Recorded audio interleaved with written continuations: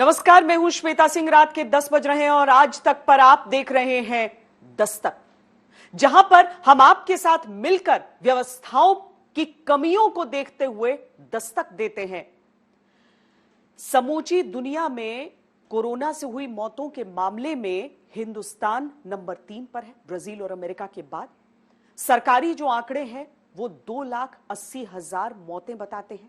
लेकिन इस पूरे दौरान, पूरी दूसरी लहर के समय में हमने दवाइयों की किल्लत देखी है, ऑक्सीजन के लिए मारामारी देखी है, आईसीयू बेड्स की भयंकर कमी देखी है और इसीलिए स्वास्थ्य व्यवस्था को बेहतर करने के लिए दस्तक देना अब जरूरी हो गया है।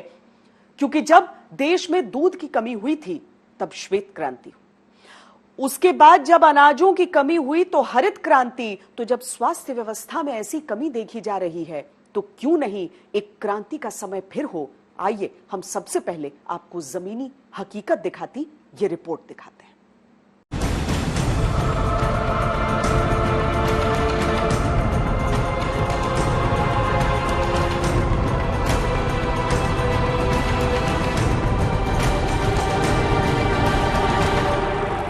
जब स्वास्थ्य केंद्रों के गेट पर देखकर ताला मरीज हो जाए लाचार और इलाज की व्यवस्था की जगह दिखे गोबर के कंडों का अंबार, तो जरूरी है कि अब स्वास्थ्य क्रांति देश में लाई जाए।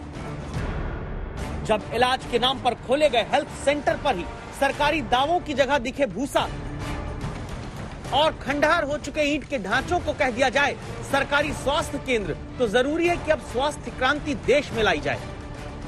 जब राजधानियों से कुछ किलोमीटर दूर ही दम तोड़ने लग जाए सबके इलाज का सरकारी दावा, तो जरूरी है स्वास्थ्य क्रांति देश में लाई जाए।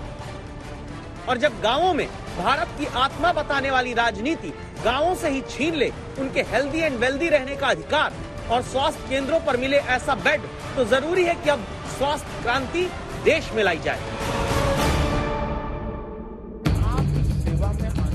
इस बात को आज तक क्यों कह रहा है, इसे जानने के लिए पहले आप सुनिए प्रधानमंत्री नरेंद्र मोदी ने 10 राज्यों के 54 जिले के कलेक्टर्स के साथ बातचीत में क्या बोला।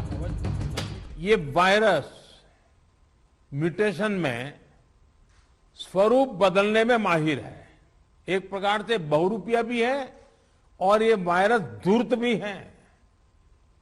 तो हमारे तरीके और स्ट्रेटेजी भी डायनेमिक होने चाहिए। धूर्त वायरस है या फिर वो व्यवस्था और व्यवस्थापक जिन्होंने जनता के महामारी के संकट में भी प्राथमिक इलाज के अधिकार पर ताला लगाकर उसके शमशान में पहुंचने का इंतजाम करवा दिया और अंतिम संस्कार में लगने वाले उपले हेल्थ सेंटर के गेट पर रखवा दिए। सफेद रंग की इमारत जहां गोबर है, गाय है, उपला है, बांस है, कचरा है, बल्ली है, बस नहीं है तो डॉक्टर, नर्स, दवाई और इलाज की इंच मात्र भी उम्मीद। कोरोना काल में जहां लोग इलाज के लिए शहर की ओर भाग रहे हैं, निजी अस्पतालों की ओर, बड़े बड़े सरकारी अस्पतालों की ओर भाग रहे हैं, वैसे में अगर आपको हम ये बताएं कि एक ऐसा अस्पताल भी है, एक ऐसा स्वास्थ्य केंद्र मौजूद है जिसे बने हुए 6 साल से भी ज्यादा का वक्त हो चुका है, लेकिन पिछले 6 सालों में इस स्वास्थ्य केंद्र की शुरुआत तक नहीं हुई है, तो हैरानी नहीं होनी चाहिए। क्योंकि ऐसा एक स्वास्थ्य केंद्र मौजूद है ठीक मेरे पीछे। ये आप देख रहे हैं, ये पूर्णिया जिले के धमदाहा प्रखंड में अमारी गांव में ये अतिरिक्त प्राथमिक स्वास्थ्य केंद्र मौजूद है और 2010 में बताया जा रहा है कि इसका निर्माण शुरू हुआ और 2015 में ये बनकर तैयार हो गया। तो फिर क्यों ना ऐसी सरकारी धूर्तता पर ही दस्तक दी जाए जो महामारी के वक्त भी आम आदमी के लिए बने। पूर्णिया के स्वास्थ्य केंद्र को निर्माण के 6 साल बाद भी नहीं खोल पाती। ये है अस्पतालों की असली हकीकत बिहार में, जहां 6 साल से एक अस्पताल तकरीबन 65 लाख की लागत से बनकर तैयार है, लेकिन 6 साल से इसका उद्घाटन नहीं हुआ है, इसे खोला नहीं गया है, जिसकी वजह से जो आसपास के इलाके में रहने वाले लोग हैं उनको दर दर भटकना पड़ता है, शहर की ओर जाना पड़ता है, पूर्णिया जाना पड़ता है, मधेपुरा जाना पड़ता है इलाज कराने के लिए। ताला जो लगा है वो भी जंग खा चुका है। सिर्फ बिहार नहीं, हिंदुस्तान के ज्यादातर गांवों में स्वास्थ्य व्यवस्था के ढांचे में ही जंग लगी है। तभी तो 22 बेड का जो अस्पताल इलाज में अब तक इस्तेमाल होना चाहिए, आरोप है राजनीतिक अदावत के अखाड़े में कूड़ा किया जा रहा है। यहाँ की जनता और मुखिया दोनों राजद के समर्थक हैं। यहाँ विरोधी दल के एमपी हैं, विरोधी दल के विधायक हैं, उच्च वर्ग से आते हैं विधायक, और क्या कहते हैं यहाँ ये पंचायत जो पूर्णतः पिछड़ी जाति के लोग यहाँ है। संभव है कि आपको लगे कि आखिर बिहार या अन्य किसी दूसरे राज्य के दूर दराज गाँव में खंडहर होते हेल्थ इंफ्रास्ट्रक्चर से दिल्ली, लखनऊ, पटना, भोपाल, इंदौर, मुंबई, जयपुर, नागपुर, पुणे की जनता पर क्या असर पड़ता है।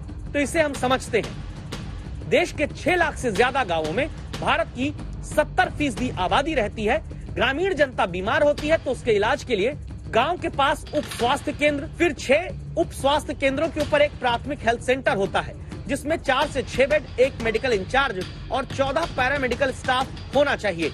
इसके बाद सामुदायिक स्वास्थ्य केंद्र आता है जिसमें 30 बेड इलाज के लिए होने चाहिए। लेकिन जब गाँवों में जनता को खंडहर मिलेगा, गोबर मिलेगा इलाज के नाम पर, तो गांव के मरीज को फिर जिला चिकित्सालय या शहर के प्राइवेट अस्पताल तक आना पड़ेगा और तब पूरी स्वास्थ्य व्यवस्था चरमरा जाती है।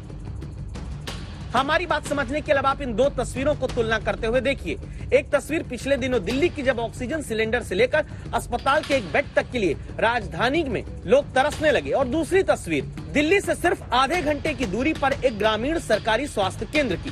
गाँव का सेंटर सही से इलाज करेगा तो गाँव के आदमी स्वस्थ होंगे, वो शहर आकर इलाज कराने के लिए मजबूर नहीं होंगे। लेकिन हकीकत भी अभी देखिए, ये हरियाली उन कुनीतियों की है जिन्हें चारा पानी खाद देती है अफसरों की अव्यवस्था, जो जनता को स्वास्थ्य केंद्र के नाम पर एक इमारत का झुंझुना देकर छोड़ देते हैं। दिल्ली से मात्र 23 किलोमीटर दूरी पर ये वैदपुरा गांव है और ये यहाँ का प्राइमरी हेल्थ सेंटर है। इसका निर्माण हुआ था ताकि आसपास के दर्जन भर गांवों को इससे राहत मिले और लोग यहाँ पर स्वास्थ्य लाभ उठाएं। लेकिन जिस तरीके से कोरोना जंगल की आग की तरह गांवों में फैला है, इसकी हालात देख करके ये समझ में आता है कि जो हेल्थ इंफ्रास्ट्रक्चर है वो पूरा का पूरा किस तरह से चरमराया हुआ है। जब सीएम आते हैं तो मेकशिफ्ट टेम्पररी कोविड शेल्टर्स बनते हैं, कोविड सेंटर्स बनते हैं, लेकिन जो पहले से हेल्थ का इंफ्रास्ट्रक्चर है वो पूरी तरीके से लगभग निस्तनाबूद स्थिति में पहुंच चुका है। हमारे जन्म से पहला ही बना हुआ है, लेकिन पिछले 3 साल से इसमें पानी भरा हुआ है। हम प्राधिकरण में भी एप्लीकेशन लगा चुके हैं, इसके लिए सीएमओ के पास जा चुके हैं, डीएम साहब के पास भी जा चुके हैं, लिखित में राइटिंग में एप्लीकेशन लगाई है, उनके पास फोटोग्राफ्स भी दिए हैं हमने। उसके बावजूद भी इसमें आज तक यहाँ किसी अधिकारी ने आके ये निरीक्षण नहीं किया कि एप्लीकेशन लगा क्यों रहे। मौजूदा मेडिकल इमरजेंसी को करीब से देखते एक्सपर्ट्स मानते हैं कि देश में करीब 90,000 आईसीयू बेड अभी होकर भी दूसरी लहर में बड़ी चुनौती का सामना करना पड़ा। क्यों नहीं फिर इसी आपदा को स्वास्थ्य क्रांति की दस्तक का अवसर देश में दिया जाए और उन प्राथमिक स्वास्थ्य केंद्रों पर विशेष ध्यान दिया जाए जहां औसत 6 बेड होते हैं। देश में अभी 30,000 ऐसे केंद्र हैं जहां डॉक्टर की कमी पूरी की जाए और ऑक्सीजन सुविधा तैयार करके दी जाए तो एक साथ देश के गांवों तक 1,80,000 ऑक्सीजन बेड तैयार हो सकते हैं। कोरोना की अगली लहर आए उससे पहले जरूरी है उन्हीं प्राथमिक स्वास्थ्य केंद्रों को मजबूत करने पर युद्ध स्तर पर काम सरकारें करें ताकि गांव की बड़ी आबादी सुरक्षित इलाज अपने इलाके में पाए, शहर भी अपना इलाज खुद कर पाए। आप सहमत हैं तो दस्तक दीजिए आज तक के साथ। ग्रेटर नोएडा से अभिषेक आनंद के साथ रोहित कुमार सिंह, पूर्णिया आज तक। दुनिया के सबसे गरीब देशों में से एक बुरुंडी भी स्वास्थ्य पर भारत की अपेक्षा ज्यादा खर्च करता है। स्वास्थ्य खर्च के मामले में हम अफगानिस्तान से थोड़ा सा बेहतर है। जो हेल्थ स्पेंडिंग इंडेक्स है उसमें 158 देशों में हम 155वें नंबर पर आते हैं। आवश्यकता है कि इस स्थिति को बदला जाए। आवश्यकता यह है कि स्वास्थ्य हमारी प्राथमिकता बने, वरना ऐसा तो नहीं है कि कई जगहों पर अनदेखी के कारण लोग पलायन को मजबूर होने लगे।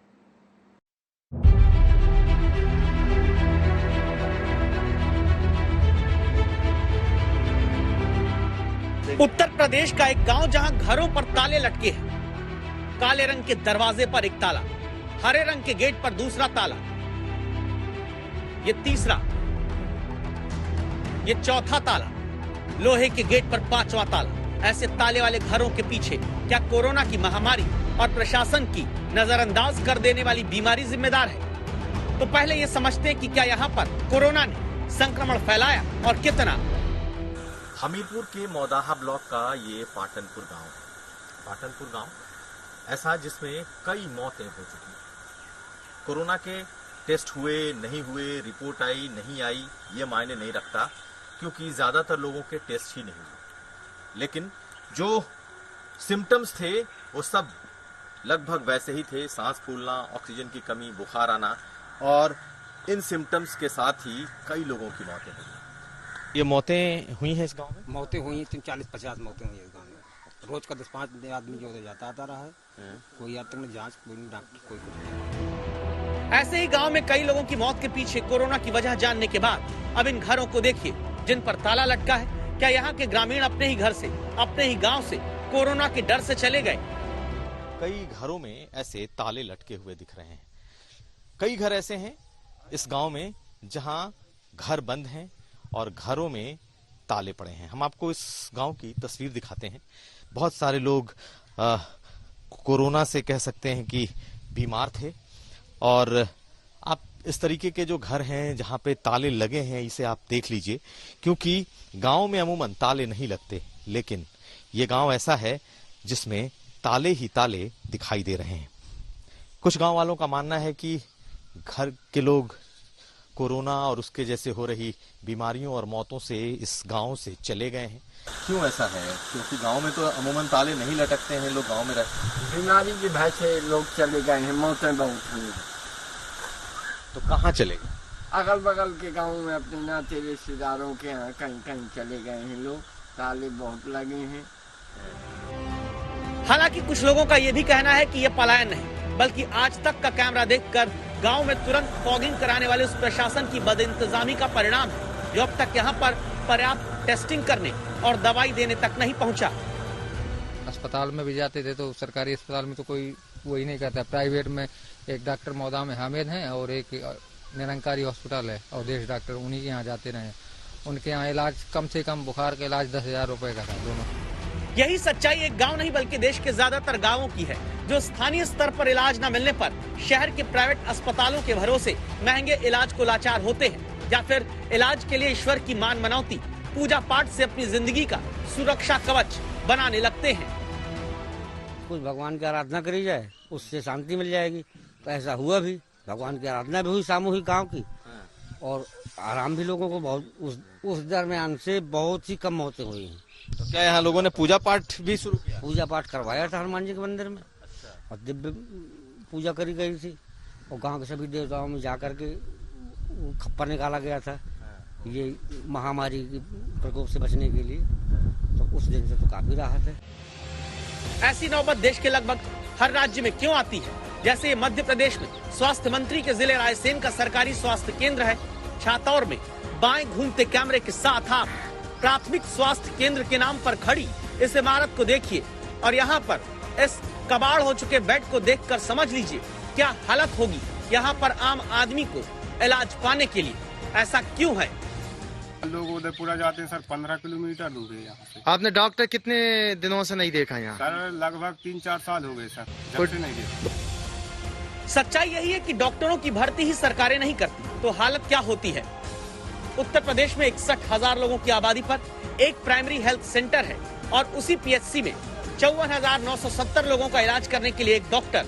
मध्य प्रदेश में 49,800 लोगों की आबादी पर एक प्राइमरी हेल्थ सेंटर है, और 56,712 लोगों का इलाज करने के लिए एक डॉक्टर। बिहार में 62,000 से ज्यादा लोगों की आबादी पर एक प्राइमरी हेल्थ सेंटर है, और 51,409 लोगों का इलाज करने के लिए एक डॉक्टर। राजस्थान में 27,691 लोगों की आबादी पर एक प्राथमिक स्वास्थ्य केंद्र है, और 30,000 ग्रामीणों का इलाज करने के लिए एक डॉक्टर मिल पाता है। देश में हर राज्य के स्वास्थ्य मंत्री को पता है कि डॉक्टरों की कमी है, और इसीलिए प्राइमरी हेल्थ सेंटर्स पर ताले लटके रहते हैं। तो क्या डॉक्टरों की इस कमी को पूरा नहीं किया जा सकता? देश में अभी ऐसे 50,000 से ज्यादा डॉक्टर हैं जो विदेश में मेडिकल काउंसिल ऑफ इंडिया की मान्यता प्राप्त कई यूनिवर्सिटीज से डिग्री लेकर आए और अभी घर पर हैं। ये वो डॉक्टर हैं जो खुद कहते हैं कि इन्हें मौका दीजिए, ये देश के लिए काम करना चाहते हैं। ऐसे ही डॉक्टर्स से बात की है संवाददाता संजय शर्मा ने। मैं एक फॉरेन ग्रेजुएटेड मेडिकल ऑफिसर हूँ। मैं WHO, MCI और एनएमसी रिकॉग्नाइज्ड कॉलेज से डिग्री हासिल कर चुका हूं। मेरे जैसे कई मोर देन 60,000 60,000 से ज्यादा ऐसे डॉक्टर्स हैं जो आज घरों में कैद हुए बैठे हैं। हम सब चाहते हैं कि अभी हम आए, और क्योंकि अभी कोरोना का वक्त चल रहा है और हमारी सख्त जरूरत है अभी। यानी डॉक्टर्स भी देश में हैं, प्राइमरी हेल्थ सेंटर का ढांचा भी है। बस जरूरत है कि सरकारें अब अपनी इच्छा शक्ति पूरी तरह दिखाएं उस स्वास्थ्य क्रांति के लिए जिससे देश के हर नागरिक को वाकई संविधान से सुरक्षित जीवन जीने का अधिकार मिल पाए। किसी महामारी में बेड, ऑक्सीजन, दवाई और इंजेक्शन की किल्लत में जान तो ना गंवानी पड़े। दिल्ली से संजय शर्मा के साथ कुमार अभिषेक, हमीरपुर, आज तक। 3 सदस्यों की जो सरकारी कमेटी है उसने अनुमान लगाकर ये बताया है कि जुलाई 2021 यानी अगले 1.5 महीने में कोरोना की ये जो दूसरी लहर है वो खत्म हो सकती है। लेकिन इसके साथ ही उसने ये भी चेताया है कि 6 महीने में यानी लगभग अक्टूबर तक तीसरी लहर के आने की आशंका है, यानी कि वैक्सीन ही इकलौता उपाय है। लेकिन ऐसे में अब उन गांवों के बारे में भी हमें सोचना होगा जहां पर वैक्सीन को लेकर तमाम तरह के भ्रम फैल चुके हैं। कहीं पर घर में बेटे की मौत की वजह ना जानने के बावजूद ग्रामीण वैक्सीन को जिम्मेदार बताकर टीका लगवाने से बचते हैं। टीका लगाया? नहीं, मेरा बेटा जवान मर गए, मैं टीका नहीं लगा। नहीं तो कैसे मर गया बेटा? ये सूजी लगाई, क्या करूँ सूजी। और कहीं पर बुजुर्ग महिलाएं वैक्सीन लगवाने के नाम पर हाथ जोड़ ले रही हैं।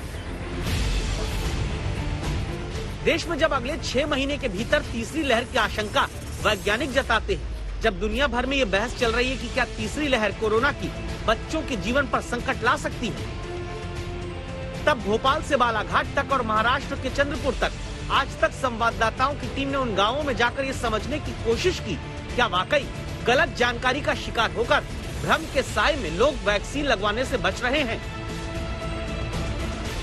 गांव का बोर्ड नाम रातीबड़, और इस बोर्ड को देख रहे हैं संवाददाता रवीश पाल सिंह जो गांव के भीतर दाखिल होते हैं। कोरोना से नहीं, क्या वैक्सीन से लोग गलत कारणों से डरते हैं? 62 साल के सरोज शर्मा का वो डर सुनिए जिसका कारण उन्हें भी नहीं पता। कहीं ना कहीं शुरू से मेरे मन में यही रहा है कि वैक्सीन से मेरे साथ कुछ सही नहीं रहा।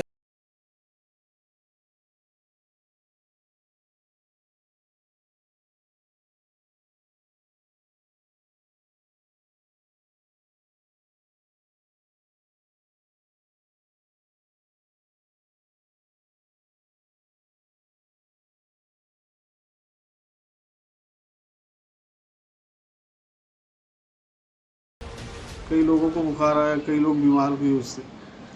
वो अच्छा वाला शरीर को बीमार करना चाहेगा, इसलिए नहीं लगाया। लेकिन टीका के नाम से बहुत ज्यादा डर है गाँव में। इस डर की वजह आप दस्तक दीजिए, क्योंकि आपकी दस्तक से ही सरकारों की नींद टूटती है। जैसा कि उत्तर प्रदेश के मामले में हुआ, जो कोरोना पीड़ित जिन टीचर्स की मौत हुई, अब उनके जो परिजन हैं उन्हें सरकार मुआवजा देगी और उनके जो आश्रित हैं उन्हें नौकरी दी जाएगी। चुनाव ड्यूटी के दौरान 1621 की नहीं, केवल 3 शिक्षकों की मृत्यु।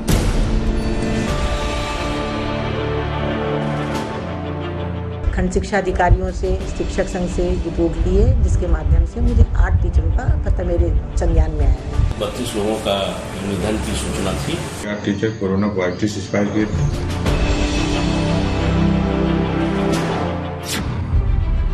ये आज तक की दस्तक है कि अब उत्तर प्रदेश में पंचायत चुनाव के दौरान संक्रमित होने के बाद जान गंवाने वाले शिक्षकों की आर्थिक मदद और उनका हक सरकार देगी। 19 मई को प्रमुखता से आज तक ने अपने शो दस्तक में ये मुद्दा उठाया और बताया किस तरह पंचायत चुनाव में संक्रमण के बाद जान गंवाने वाले शिक्षकों का आंकड़ा 1621 शिक्षक संघ ने बताया। लेकिन बेसिक शिक्षा विभाग पंचायत चुनाव के दौरान सिर्फ 3 टीचर की मौत ही मान रहा था। किस मृत्यु को चुनाव ड्यूटी के दौरान का मृत्यु माना जाएगा, इसके लिए एक निर्धारित गाइडलाइन है, उसके अनुसार वो तय होता है। राज्य निर्वाचन आयोग ने इस प्रदेश के सभी जिलों के जिलाधिकारियों से जो सूचना एकत्र की है, उसके आधार पर 3 शिक्षक हमारे ऐसे रहे हैं जिनकी चुनाव ड्यूटी के दौरान मृत्यु हुई है। दरअसल बेसिक शिक्षा विभाग अब तक उत्तर प्रदेश का निर्वाचन आयोग की उस गाइडलाइंस का हवाला दे रहा था जिसके मुताबिक सिर्फ चुनाव कराने घर से निकलने से लेकर चुनाव करा के वापस घर लौटने के दौरान मृत्यु होने पर ही आर्थिक मदद दी जाती है, जबकि इस बार पंचायत चुनाव के दौरान ही कोरोना संक्रमित होकर लौटे 1600 से ज्यादा शिक्षकों की दावा है मृत्यु हुई। इसीलिए इन परिवारों की आवाज आज तक ने उठाई। आखिरकार आज तक की खबर का असर हुआ है। पंचायत चुनाव के दौरान जिन शिक्षकों की ड्यूटी के बाद मौत हुई है, अब उन्हें भी सरकार मुआवजा देने जा रही है। मुख्यमंत्री योगी आदित्यनाथ ने मुख्य सचिव को आदेश दिया है कि वो नए गाइडलाइन के लिए चुनाव आयोग से बात करें और उस आधार पर जितने भी शिक्षकों की मौत हुई है, अब उनके परिवार को सहायता राशि, मुआवजा इत्यादि दी जा सके, ऐसी नई व्यवस्था तय की जाए। ये उन शिक्षकों के हक की दस्तक है जिन्होंने ईमानदारी से पंचायत चुनाव में अपना कर्तव्य निभाया है। इस दस्तक को उत्तर प्रदेश की सरकार ने सुना और बड़े बदलाव का फैसला लिया। कुमार अभिषेक, लखनऊ, आज तक। दस्तक के इस हिस्से में हम बात करेंगे ताउते तूफान के बाद से जो रेस्क्यू ऑपरेशन चल रहा है एक जहाज के लिए, उसके बारे में। बार्ज P305 बार्ज एक ऐसा जहाज होता है जो लंबा और सकरा होता है, जिसे माल लादने के लिए या फिर लोगों को लाने ले जाने के लिए इस्तेमाल किया जाता है।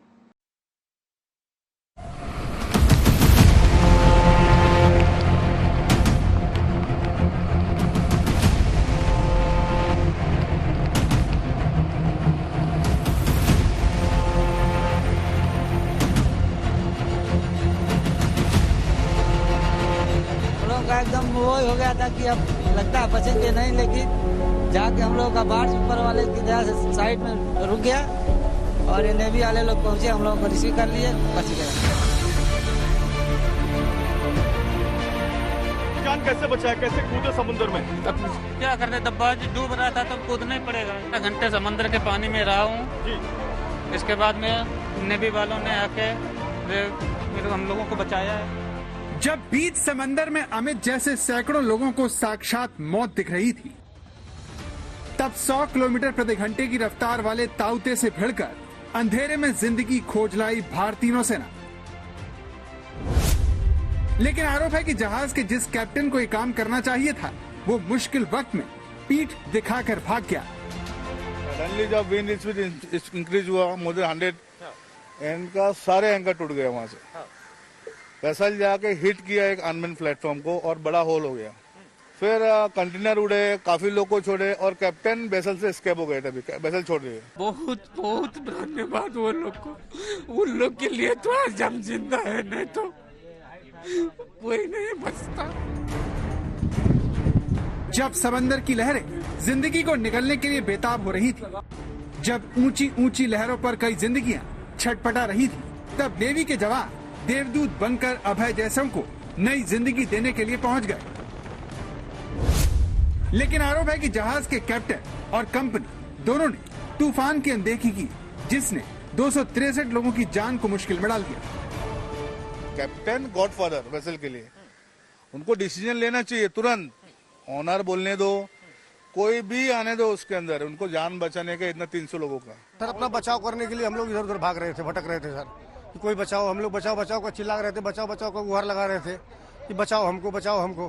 कितने घंटा आपका संघर्ष चला? सर हम लोग 17 तारीख को शाम को 5 बजे कूदे हैं पानी में और रात में 12 बजे हम लोग को रेस्क्यू किया हमारा नेवी वालों ने। इनका मैं बहुत बहुत थैंक यू, धन्यवाद देना चाहता हूँ। दावा है कि जब मौत को देखकर जहाज का कैप्टन साथ छोड़ गया, तब भारतीय नौसेना और कोस्ट गार्ड के जवानों ने लोगों को बचाने के लिए अपनी जिंदगी दांव पर लगा दी। लेकिन आरोप है कि जहाज पर फंसे लोगों ने जब लाइफ राफ्ट्स निकाले तो वो पंचर निकले।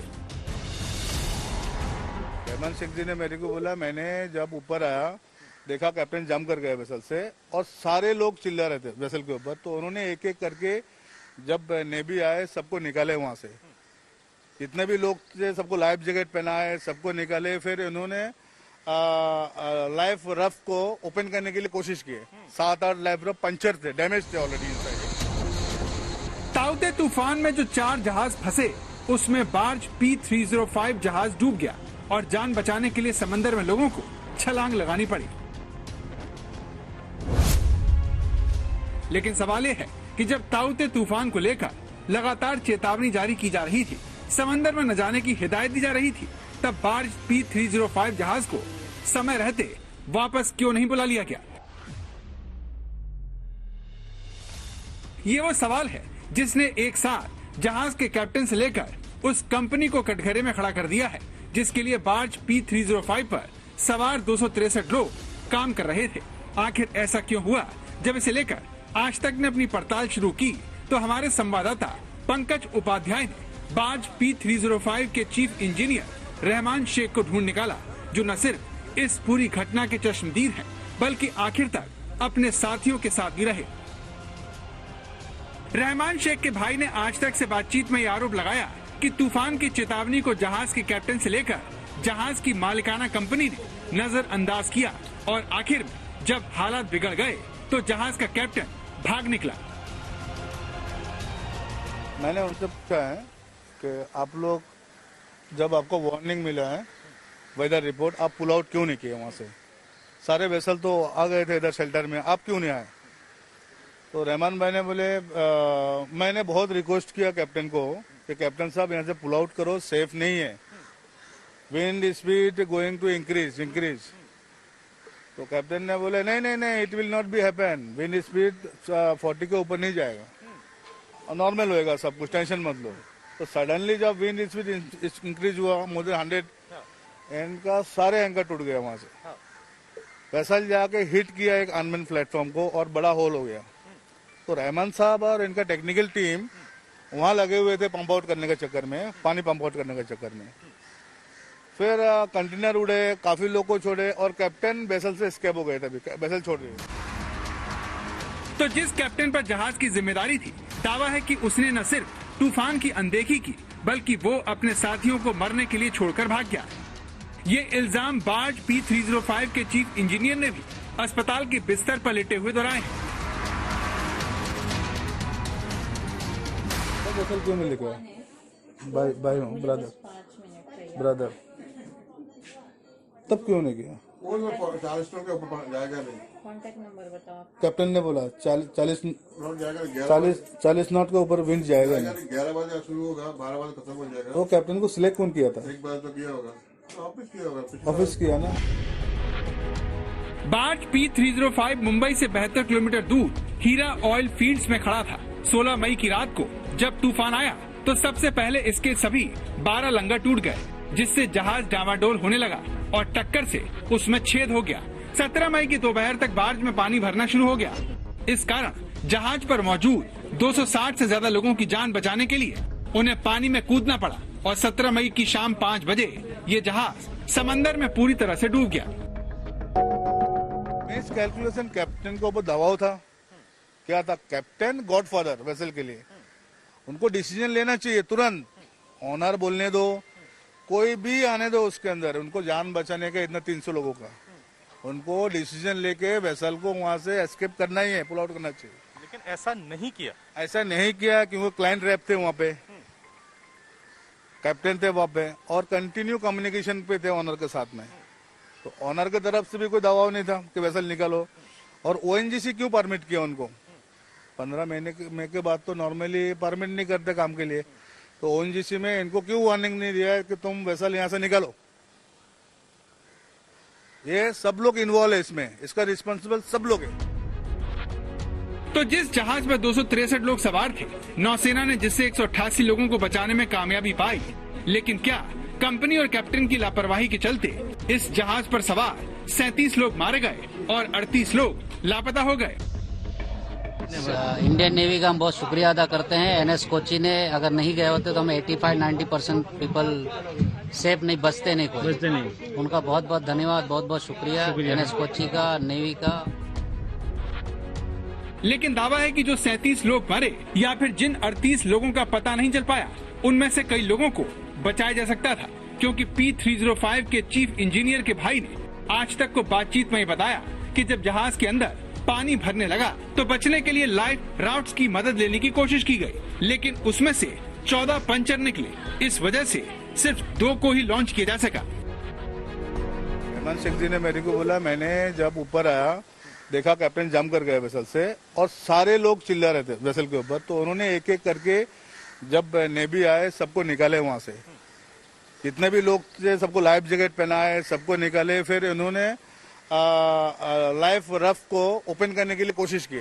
7-8 लाइफ रफ पंक्चर थे, डैमेज थे ऑलरेडी इनसाइड। ये भी बड़ी बात है, वो पंक्चर थे, ये भी उन्होंने बात कही। जांच का विषय है, ये तो जांच होना चाहिए इसके लिए। शिपिंग मिनिस्टर इसके पीछे लगना चाहिए, एक्शन लेना चाहिए। इस तरह आपने देखा कि कैसे बार्ज P305 के चीफ इंजीनियर रहमान शेख और उनके भाई आलम शेख ने दावा किया कि कंपनी और कैप्टन ने ताउते तूफान की चेतावनियों को नजरअंदाज किया।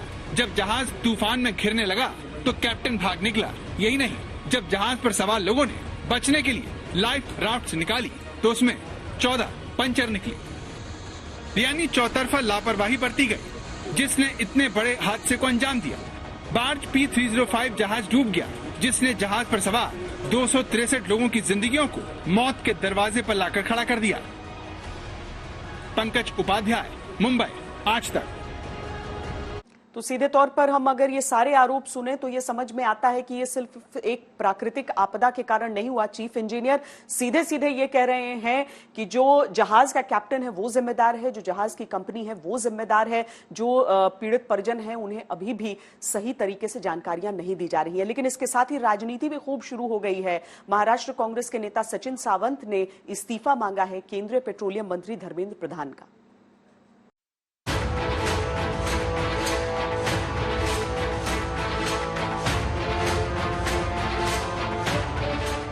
सर बहुत क्रिटिकल सिचुएशन थी, बहुत तूफान था, ऊंचे ऊंचे लहरी थे, बहुत ऊंची ऊंची लहरी। बहुत नेवी ने, मैं तो नेवी को सैल्यूट करता हूँ सर, उन्होंने हमारी जान बचाई। बहुत जोखिम में अपना मतलब अपना सब कुछ ये निछावर करके सर उन्होंने हमारी जान बचाई है। भारतीय नौसेना को तूफान से जिंदगी बचाकर लाने का श्रेय दिया जा रहा है, जिसकी नेवी समेत इस काम में लगी हर एजेंसी पूरी हकदार है। लेकिन उस कंपनी का क्या जिसका जहाज था, जिसके लिए बार्ज P305 पर 263 लोग काम कर रहे थे, उसने इन लोगों को समय रहते आखिर वापस क्यों नहीं बुलाया? सब ये कह रहे हैं कि उस समय ऐसा काम नहीं चलना चाहिए था, काम बंद कर देना चाहिए, फिर भी काम चालू रहा। हाँ सर, कुछ कहेंगे आप? अब सर उसमें मैं क्या बता सकता हूँ, साहब लोग की बात में क्या बता सकता हूँ, उसमें मैं कोई नहीं बता। काम उस समय जारी से नहीं था, काम बंद हो गया था, हम लोग बारिश पे थे, सब लोग शिफ्ट थे। सुना, तूफान आया तब जाकर काम बंद हुआ, उससे पहले शायद ये लोग पूरी तरह से बेखबर थे कि मौत के रूप में तूफान उनकी तरफ तेजी से बढ़ रहा है। और वार्निंग नहीं थी तूफान की आप लोगों को? हम नीचे हैं, ऑफिसर ने क्या डिसीजन लिया इतना आइडिया नहीं हमको। तूफान आ रहा, ये लोग इससे बेखबर थे, तो क्या इस जहाज की कंपनी भी इस बात को नहीं जानती थी? अगर जानती थी तो फिर उसने क्यों समय रहते जहाज को वापस नहीं बुलाया? इन सवालों पर बार्ज P305 की कंपनी एफकॉन ने एक बयान जारी किया है। ताउते तूफान के खतरे को देखते हुए 14 मार्च 2021 को कंपनी ने अपने सभी जहाजों को सुरक्षित जगह जाने की हिदायत दे दी थी। ये संदेश बार्ज P305 के लिए भी था। बाकी जहाज तो वापस मुंबई के तट पर लौट आए, लेकिन बार्ज P305 नहीं लौटा और वो जहां काम कर रहा था वहीं रह गया, जो तूफान की जगह से 120 नॉटिकल माइल्स दूर था। ताउते तूफान के 40 किलोमीटर प्रति घंटे की रफ्तार से आने की संभावना थी, लेकिन दुर्भाग्य से 16 मई को हालात खराब हो गए। लेकिन सवाल यह है कि जब ताउते तूफान केरल, कर्नाटक और गोवा में बुरी तरह से तबाही मचा रहा था, तब कंपनी ने कैसे मान लिया कि वो मुंबई आकर शांत हो जाएगा? Captain and chief engineer, they should be responsible for the save all the people. And why owner and other people put the pressure on the captain and don't move the vessel? So they are trying to purposely do this one. They do the purposely this one.